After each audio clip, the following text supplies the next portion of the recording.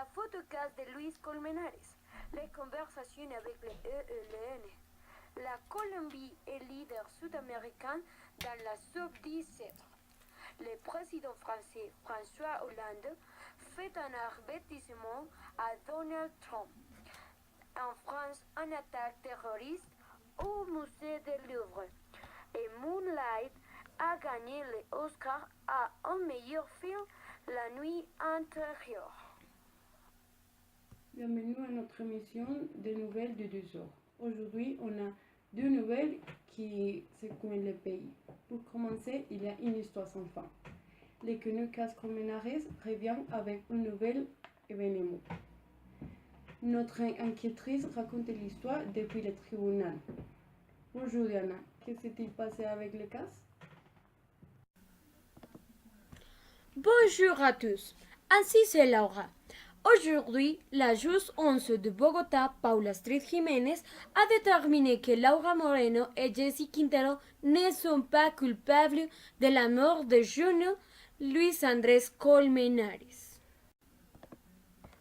La tragédie judiciaire qu'il a initiée en 2010 a donné un tour plus grand après la fuite de la juge. Selon elle, les ministères publics et les experts ont manipulé les preuves, ont donné des faux témoignages, ont manipulé d'informes inadéquats les cadavres de Luis Cárdenas dans le 12e nécropsie, avec laquelle les cas auraient été ouverts dans la 12e fois. La première fois que le cas a été fermé a été quand le Cour suprême de justice a déterminé que Luis Cárdenas n'était pas coupable du crime supposé. Luis Cárdenas a exonéré de toute faute. Cependant, le cas a été nouvellement ouvert à la demande de la famille Colmenares, ceux qui ont demandé la 12e nécropsie. La famille Colmenares est indignée et ils disent qu'ils porteront ce procès jusqu'à la dernière instance. Alors que les familles de Laura et Jessy sont heureuses d'avoir terminé ce procès judiciaire, maintenant, la juge intentionnera un procès contre les pompiers qui ne se sont pas acquittés le 30 octobre 2010, carrément de son devoir et ont incouru dans son négligence. Également hier, il y aura un procès pour les 2 compétents qui a fait un mauvais mouvement du cadavre et du métier de la nécropsie. Nous serons pendant ce qui peut arriver avec cette nouvelle, qu'il soit converti en un vrai feuilleton télévisé pour notre pays.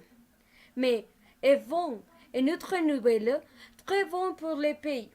C'est possible de commencer de plus parler avec les LN. Laura, plus d'informations. Merci Diana. La Colombie veut tourner la page de la guerre qui mine le pays depuis plus d'un demi-siècle. Le conflit colombien le plus long du continent américain depuis les années 60. Le conflit a impliqué une trentaine de guerrilles, des paramilitaires d'extrême droite et les forces de l'ordre, faisant au moins 260 000 morts, plus de 60 000 disparus et 6 millions de déplacés. Juan Manuel Santos entend négocier un accord similaire à celui avec les FARC, issu commun l'ELN d'une insurrection paysanne en 1964, et dont les quelques 6002 guerriers préparant à présent leur désarmement. L'ELN est la dernière guérilla et lutte armée dans la Colombie. La dernière semaine, on était officiellement ouverte en Équateur pour parler de paix. 3 ans de tractations secrètes ont précédé l'ouverture du dialogue avec ces guérillas, inspirées de la révolution cubaine, de qui, selon le gouvernement, comptait avec encore quelques 1100 combattants. Juan Manuel Santos, prix Nobel de la paix 2016, avait toutefois posé en préalable la libération d'un otage de l'ELN. L'ex-député Odín Sánchez, séquestré depuis avril. La guérilla exigeant la grâce des 4 rebelles emprisonnés, d'abord prévu en octobre.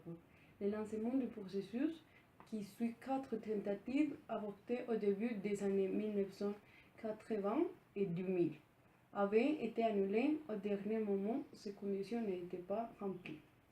L'agenda comptait 6 thèmes: participation de la société civile à la construction de la paix, démocratie pour la paix, transformation pour la paix, victimes, fin du conflit et l'application de l'accord que Juan Manuel Santos a pu de changer de voix signée avant la présidentielle de 2018 et son départ du pouvoir. Outre l'Équateur et la Norvège et le Brésil, le Chili, Cuba ainsi que le Venezuela sont garants du processus avec le LN et en accueilleront les prochaines sessions.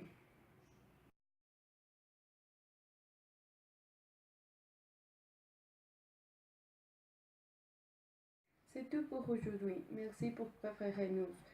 Et on vous souhaite une bonne journée et continuez avec notre programmation habituelle.